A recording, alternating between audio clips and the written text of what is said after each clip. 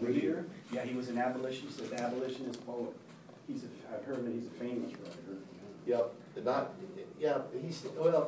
he's like so many people, so many of the great, so many accomplished writers are forgotten, you know? He's like Emerson or Thoreau, yeah. Emerson and Thoreau are bigger. Now we're back to the superstars, almost, of transcendental philosophy, Emerson and Thoreau. But John Greenleaf Whittier, I think he may have been from Indiana or something. I don't think nobody remembers him anymore. He's almost, who was that other one that was big in the early 1800s? Washington Irving. Nobody remembers him. I mean, he did The Headless Horseman or Legend of Sleepy Hollow or something in between yawns. But in between yawns. But what is it, Cully?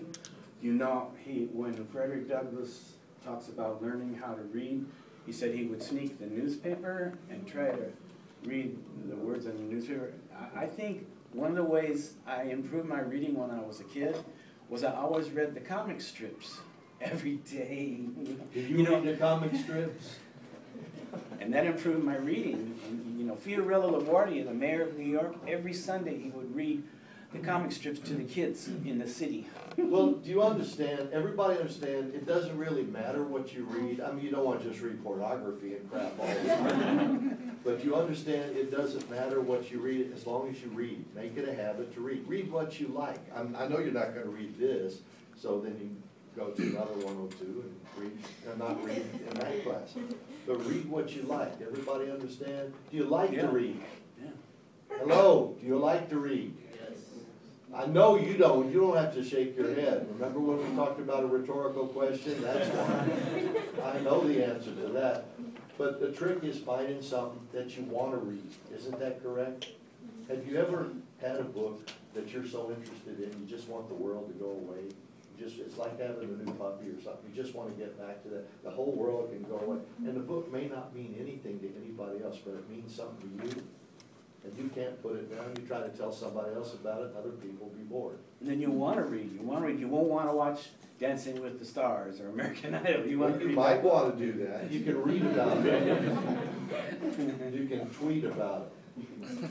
You can Twitter or tweet. Do you Twitter or do you tweet? I don't have a Twitter. You what? I don't have a Twitter. Is that what a little bird does? I don't know. Tweety? The Tweety bird? I don't know. You'd have to ask. You'd have to ask around. A little bird told me. That's a good song. A little birdie told me that you love me. Oh, I don't remember that one. Well, you don't remember it because it's from 1948. I only heard it because I had the CD. I remember the one, the little doggy in the window. What's that? I remember the one, How much is the that little doggy in the No, window? get it right, Cully. How much is that doggy in the window? Arf, arf.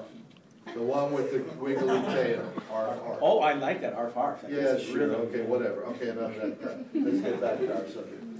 All right, ladies and gentlemen. We'll have a musical afternoon here, won't we? Anyhow, this man's story ought to inspire you to read your homework.